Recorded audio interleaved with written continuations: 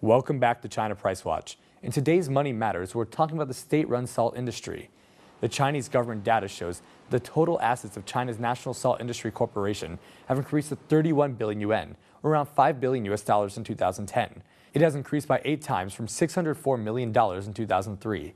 The revenue has also reached around $98 million in 2010. Due to the huge profits behind operating this monopolized industry, no bureau is willing to cooperate with efforts to try and open up the market for the industry. Cheng Guowei is the vice president of the State Economic and Trade Commission. He's also in charge of the salt industry's changes. According to Chen, the state-owned salt enterprises usually stop the breakup of the monopoly from being carried out by highlighting the occurrence of scandals. Some believe that the scandals are set up for their benefit. Some scandals are related to selling industrial salt, which is falsely labeled as edible salt.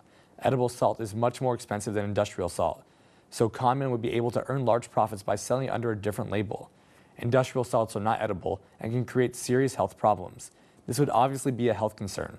Chen believes that the state-owned salt enterprises are manipulating the news to convince people that a state-owned enterprise is needed to take care of such issues. The continued monopolistic market wouldn't necessarily improve consumer salt safety.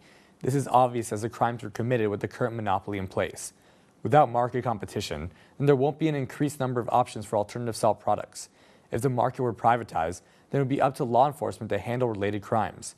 Putting an industry under state control wouldn't logically improve the way law enforcement would manage such crimes. In fact, the government involvement might just impede legal measures.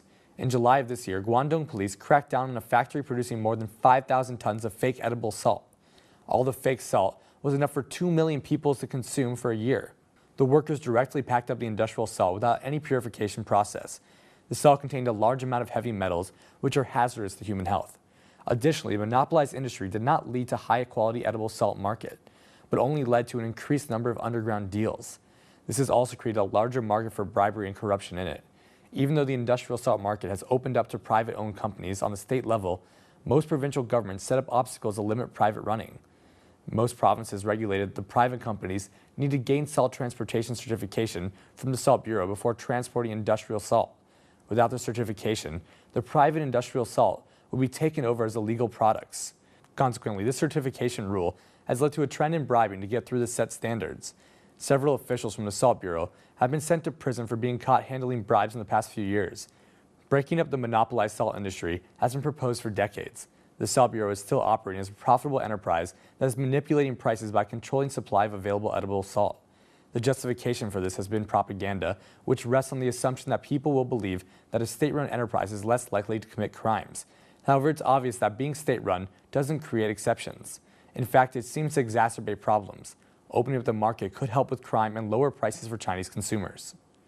Don't go away, because up next for our question of the day, we'll hear Beijingers' thoughts on the state-run salt industry. Stay tuned.